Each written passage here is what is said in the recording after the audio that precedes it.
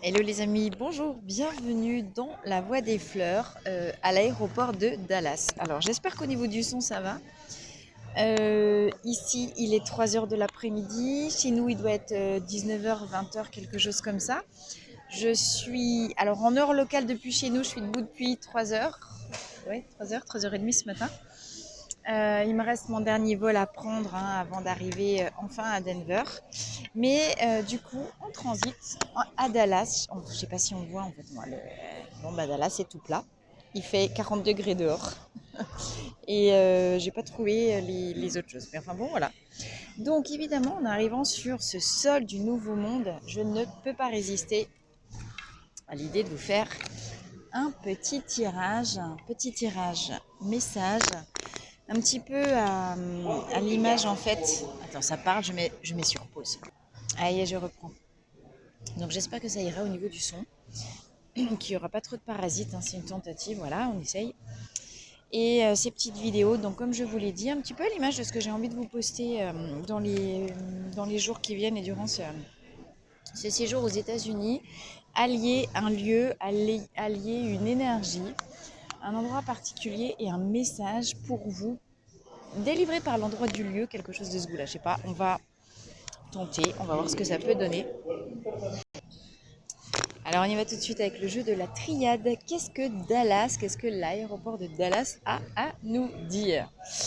Message pour vous les amis dans la Voie des Fleurs. Premier tirage sur le sol américain, sur le sol, bon ça va faire un peu cliché mais du Nouveau Monde. Nouveau Monde, après cette ascension, après cette Pentecôte, après ce printemps hallucinant. Message du Nouveau Monde dans la Voie des Fleurs. On y va. Alors on y va. Première carte du Nouveau Monde, Alpha. Vous pouvez pas tomber mieux. Donc alpha, ça veut dire le nouveau départ. Ça veut dire alpha et oméga, vous connaissez les lettres de l'alphabet grec. Alpha, les balises ont été remises à zéro et on peut redémarrer. Alors, ce que je trouve vraiment chouette en fait dans cette carte, regardez, vous avez deux cercles complets. Il y a un premier chapitre de vie qui a été complètement terminé. Vous vous êtes élevé durant ce premier chapitre. Vous en avez tiré des nouvelles perspectives et vous vous rembarquez pour un deuxième cycle de vie. Donc vous avez le A, vous avez l'alpha ici, et vous avez le... En même temps, je ne sais pas si vous voyez, on a vraiment deux axes de symétrie ici, comme avec deux axes de symétrie, comme pour dire ce qui est en haut et comme ce qui est en bas. Et l'idée de... Enfin, qu'est-ce que ça veut dire ce qui est en haut et comme ce qui est en bas, ce qui est dedans et comme ce qui est dehors? C'est vraiment cette idée que tout fonctionne selon un double équilibre. Si vous suivez les vidéos, vous commencez à m'entendre le dire et à le répéter, mais comme on ne peut pas plonger en soi-même, aller chercher directement les clés de compréhension de sa programmation, de son génome, etc., et de son chemin de vie, ce sont les chemins de vie qui s'activent maintenant, d'accord? Et c'est le nouveau départ maintenant. Et donc, c'est en se référant à ce qu'on voit à l'extérieur qu'on peut aussi comprendre ce qui se cache à l'extérieur. Vers quoi est-ce que vous sentez attiré? Vers quoi vous vous sentez envie de danser? Vers quoi vous vous sentez plein d'énergie? Qu'est-ce que l'univers ouvre comme porte, comme envol, comme possibilité, comme opportunité pour vous, les amis? Observez ce qui se cache dehors, non, pas ce qui se cache. Observez ce qui se révèle dehors et vous saurez ce qui se cache dedans. C'est plutôt ça l'idée. Alpha, nouveau départ dans un nouveau monde. Ça peut nous parler de l'ascension planétaire aussi, comme s'il y avait un nouveau mouvement, peut-être aussi pour l'humanité. Alors, pour le moment, ça se voit pas. Donc, on vous parle de nouveau départ. Si vous êtes encore un peu dans la fin de la nuit noire de l'âme, d'accord? Parce qu'on a quand même le désert. Alors, j'ai envie de vous dire, Dallas, c'est très désertique dehors. Parce qu'on regarde par la fenêtre, vous voyez, pour le moment, je sais pas si on voit, mais c'est tout plat, c'est tout sec. Donc, les deux premières cartes nous disent exactement. Ah, puis on a un rayon de soleil en plein là qui viendrait, que j'ai au milieu du nez, mais voilà. Attendez, hop. Même si pour le moment, rien ne semble venir, tu sais, en mode Anne, ma sœur Anne, ne vois-tu rien venir Non, je ne vois que l'horizon qui rougeoie et blablabla. Rappelez-vous qu'il y a toujours un temps de décalage entre ce qui se passe dans l'énergie, le nouveau départ est amorcé dans l'énergie, dans la matière, ça ne se manifeste pas encore. Par contre, on a quand même le soleil qui se lève, vous voyez, on a le rayon de soleil qui nous éclaire, qui est arrivé juste au moment où on a commencé à tirer les cartes aussi. On sort de la nuit noire de l'âme, on commence à y voir un petit peu plus clair, on commence à retrouver un peu de paix à l'intérieur. On a traversé ces démons, d'accord? On a lutté. Là, c'est la sortie du désert. Il reste encore que 2-3 trucs à déblayer, mais j'ai envie de vous dire, le plus dur a été fait. Puis heureusement. Et voilà. Donc ça nous le confirme. À quoi sert la traversée du désert? Sinon, la traversée du désert, la confrontation avec ces démons, ça veut dire la traversée de son ombre. Ici, la fusion peut nous parler évidemment de rencontres, peut nous parler de couple, peut nous parler de nouveaux départs, soit avec une nouvelle personne que vous rencontrez, soit un renouveau amoureux dans un couple si vous êtes déjà en couple. Mais cette carte de la fusion nous parle, alors vous voyez qu'en plus on a un magnifique maître nombre avec le 55. Le 5, c'est toujours aussi une carte de mouvement. D'accord? Et c'est rapide, c'est du chaos.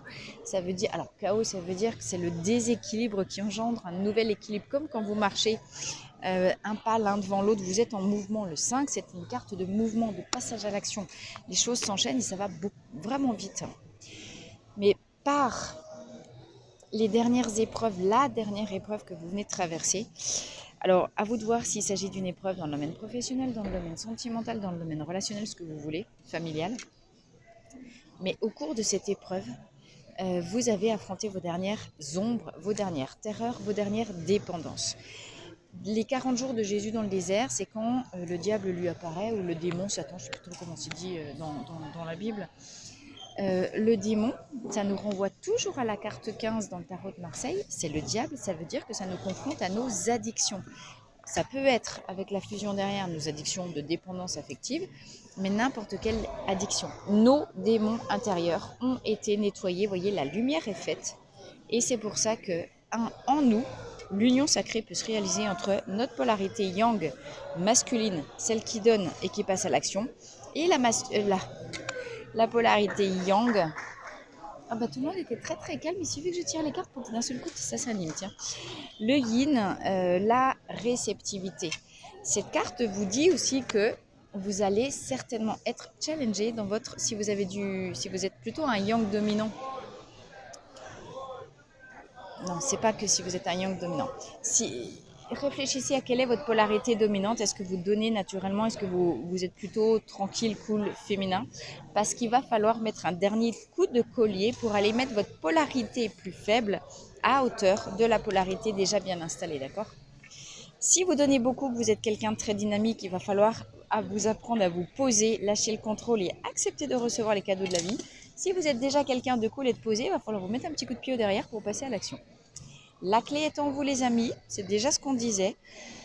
C'est cette idée-là que je développais dans ce qui est en haut et comme ce qui est en bas, ce qui est dehors et comme ce qui est dedans. On ne voit pas en nous, donc c'est l'extérieur qui nous le révèle en mode miroir.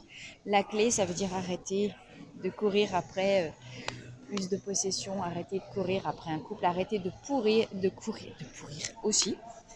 Arrêter de pourrir tout court, c'est pas si mal, ça fait moins d'odeur pour les voisins.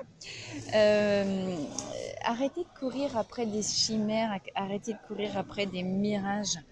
Réfléchissez à là où vous pensez que vous avez quelque chose qui vous manque pour être heureux, parce que l'idée, c'est effectivement à cet endroit-là de basculer le regard à l'intérieur de vous. Tout est déjà là et tout est déjà parfait. Ouvrez les yeux, voilà. Basculez les yeux, je venais de le dire, sur ce qui est déjà là en vous, avec la sagesse. Alors vous voyez que ici on a le ankh, la croix égyptienne, qui nous sert de clé. Et on a les yeux d'Horus juste à côté. Je ne sais pas si vous voyez bien. Les yeux d'Horus qui sont capables, pourquoi on évoque la sagesse? Parce que c'est les yeux qui sont, le troisième œil qui s'est activé. Les yeux qui sont capables justement de voir au-delà des apparences. Pourquoi vous avez traversé le désert et les démons? Pour que vos yeux s'ouvrent, pour que la lumière, il n'y a que dans l'ombre que la lumière se révèle. Donc effectivement, vous avez pu vivre la dernière épreuve, la dernière heure de la nuit est toujours la plus compliquée, la plus sombre, la plus difficile. C'est bien, c'est le sens des épreuves qu'on vient de traverser. Mais avec des énergies aussi égyptiennes, on est sur, là j'entends Sérapis B en termes de maître ascensionné, mais le maître Sérapis B, c'est ni plus ni moins que le maître du rayon blanc de l'ascension. Et en même temps que je dis ça, effectivement, je visualise et je retombe sur ce rayon blanc qui nous illumine. Bon, je vous laisse faire vos propres déductions et surtout, je vous laisse vous connecter à vos propres ressentis. Sérapis B, il était, effectivement, hein, il était dans l'ancienne Égypte. En tout cas, ça nous parle ici, effectivement. Chacun a fait à son rythme et à travers ses formes et à travers ses épreuves son ascension en propre, son élévation. L'élévation d'énergie, l'élévation de fréquence vibratoire qui lui permet enfin d'ouvrir les deux yeux ensemble et de réaliser ainsi la fusion interne pour que s'ouvre le troisième œil, accéder au divin à l'intérieur de soi, comprendre que tout est déjà là, toujours et en tout lieu. Je suis au bon endroit, au bon moment. J'ai pas besoin de m'énerver, ni de m'affoler, ni de courir après des chimères. Tout est déjà là, les amis. Eh ben, dites donc, ça va commencer fort. Sérapis B, l'ascension et l'ancienne Égypte à Dallas, pourquoi pas. Et voilà, regain d'énergie, élévation de fréquence vibratoire, je venais d'en parler également. Donc nous avons tous, justement, si vous pouvez vous sentir encore dans la matière non mais moi je suis encore complètement paumée, je vois rien. Qu'est-ce qu'elle me dit l'autre que j'ai mes yeux qui s'ouvrent, j'ai la clé qui m'est donnée et puis c'est le nouveau départ. Rien du tout, je vois rien, je sais même plus comment je m'appelle. Bon, n'oubliez pas, comme je venais de vous le dire, que, et c'est vraiment la confirmation, hein, j'ai commencé par ça, mais je vais aussi clôturer par ça. Quand c'est fait dans l'énergie, il faut un temps de décalage pour que ça se manifeste dans la matière. Ici, on nous confirme que vous avez effectivement, par le travail acharné sur vous-même, l'alternance des rayures ici nous parle de un coup-yang, un coup-yin, un coup-yang, un coup-yin, etc., de manière à activer la fréquence énergétique à l'intérieur de nous-mêmes, à l'intérieur de nos systèmes. Tapez tous, si vous ne l'avez pas encore fait, sur Google, symptômes d'élévation de fréquence vibratoire. Si vous êtes dépressif, si vous n'arrivez pas à dormir, si vous avez la nausée, si vous êtes malade, si vous avez la grippe, si vous avez de la fièvre, si vous êtes en train de mourir, ou que vous avez l'impression, au sens symbolique bien sûr, que vous êtes, qu'il y a des tas de trucs qui vont pas, que vous avez des maladies que vous ne faisiez pas comme d'habitude, il est tout à fait possible et probable qu'il s'agisse en réalité de symptômes de votre matière. C'est tellement élevé en termes de fréquence. Encore une fois, il s'agit de vos circuits neurosynaptiques, c'est-à-dire que le champ électromagnétique qui parcourt votre corps est tellement plus élevé aujourd'hui que votre matière, elle tremble dans tous les sens. C'est comme quand vous avez un surjus dans votre circuit électrique dans la maison, puis que ça finit par disjoncter, ben voilà, vous aussi. Si vous disjonctez, comprenez qu'il se passe la même chose que dans votre maison quand vous êtes en surchauffe de fréquence, jusqu'à ce que votre système complet de câblage se soit lui-même ouvert, adapté, élargi et habitué aux nouvelles fréquences donc qui vont le partager. Ok les amis? Donc, contrairement aux apparences, ce que vous vivez n'est pas du malheur. Vous pouvez peut-être, pour certains, avoir des dommages collatéraux. Alors, clairement, non, mais il y a vraiment des symptômes qui sont très très compliqués. Ne croyez pas que vous êtes malade. Alors, surtout, allez vérifier, faites d'abord, et on déconne pas avec la santé, tous les contrôles, les choses médicales, etc. Soyez sûr de vos paramètres, on ne sait jamais. Quand la question des paramètres physiques a été éliminée et que malgré tout les symptômes persistent, à ce moment-là, tournez-vous vers le fait de creuser la question des symptômes d'élévation de fréquence vibratoire. Faites pas les choses dans l'autre sens. Parce que s'il y avait quelque chose, il ne faudrait quand même pas passer à côté. Il faut être responsable par rapport à sa santé et y aller en éliminant les causes les unes après les autres, d'accord? Donc ne vous fiez pas, c'est encore une fois le message des yeux d'Horus, aux apparences. Même si vous avez l'impression que vous êtes en train de perdre beaucoup de choses, même si vous avez l'impression d'être encore complètement perdu dans votre désert, de ne pas savoir ce qui se passe, de vivre, j'en sais rien, des querelles de voisinage, des querelles de famille, des querelles parce que c'est pas simple, hein. Chacun fait son ascension à son rythme, en propre et selon surtout le, ce qui est programmé pour elle, hein, dans son, pour chaque personne, enfin, pour cette personne-là dans son contrat d'âme. On n'est plus maître maintenant. Quand s'active le chemin de vie, on n'a plus, le truc dessus. Pardonnez-vous d'être peut-être un petit peu dur avec vous, d'avoir été dur avec les autres, pardonnez aux autres de vous avoir fait du mal, enfin équilibrer encore une fois l'élément feu, le yang avec l'eau, le yin à l'intérieur et à l'extérieur de vous. Vous voyez, vous accédez avec le delta à votre, encore une fois, vision divine à l'intérieur de vous. Ça c'est la suite, la trinité, en fait c'est la suite de la fusion, d'accord? Quand vous avez votre base qui s'allume ici, quand vous avez le yin et le yang qui se rencontrent, au lieu de se séparer comme dans la 3D en matière, à ce moment-là, les opposés fusionnent et montent comme un seul en alignement. Vous voyez, le 1 et le 1, le 11, et nous sommes le 11 juin. Je réalise en même temps que je le dis. Donc, quand vous avez le yin, le yang qui fusionnent et qui ne font plus qu'un, d'accord, à ce moment-là, mais comme ils font plus qu'un, l'axe vertical s'active. Alors qu'avant, on était sur un balayage, un coup à droite, un coup à gauche, on était sur une oscillation sur un axe du coup horizontal. Et quand cette oscillation donc s'est stabilisée, bim, on peut monter en verticalité. C'est ça le principe de l'élévation de fréquence. Voilà, les deux yeux s'allument à l'unisson. Le troisième œil peut donc s'activer. Quand le troisième œil et le delta sont là, ça veut dire qu'on accède bien à la vision divine à l'intérieur de soi-même. Ce tirage nous parle de nouveau départ, les amis, parce que vous avez réalisé, si vous regardez cette vidéo jusque-là, ce message vous est destiné, n'en ayez aucun doute, vous avez réalisé, selon ce qui est programmé pour vous, votre ascension en propre. Il n'y a pas qu'une seule manière d'ascensionner. Ça, c'est véritablement propre à chaque personne. Il y a autant de vérité, il y a autant de chemin et il y a autant d'ascensionnage. J'ai envie de dire ascensionnage, pas envie de dire ascension. Que de personnes humaines, d'accord. Et si vous en êtes là, c'est que, en tout cas, dans l'énergie, le job est fait et vous êtes prêts pour passer à la prochaine étape de votre. Mais quand je dis, ça fait un bout de temps qu'on en parle, hein, qu'il y a la nouvelle étape qui arrive, qui arrive, qui arrive. Maintenant, ça arrive, c'est fait dans l'énergie, ça veut dire que c'est dans la matière que ça va se manifester. D'accord? Juste 3 cartes. Moi, je dis, eh bien, il y en a 3 qui sont tombées. Hop. Voilà, 3 cartes. Il y en a 3 qui ont jailli. Ah non, 4. Ah bah merde. Je voulais poser la question de savoir ce qui allait se manifester dans la matière par rapport à cette activation d'ascension. Alors, les 3 cartes, je ne sais pas si vous avez vu comme ça, j'ai clé. Évidemment, effectivement, il y a nouveau départ, il y a voyage. Sûrement, ça peut nous parler des vacances, ça nous parle du mien, enfin du mien ou du vôtre, mais vous voyez, bon, le tirage se fait au moment où moi je suis en voyage en transit, je ne suis pas encore arrivée, mais voilà. Est-ce que vous avez un voyage qui est prévu bientôt? Est-ce que c'est d'un voyage intérieur dont il est question ici? En tout cas, quelque chose.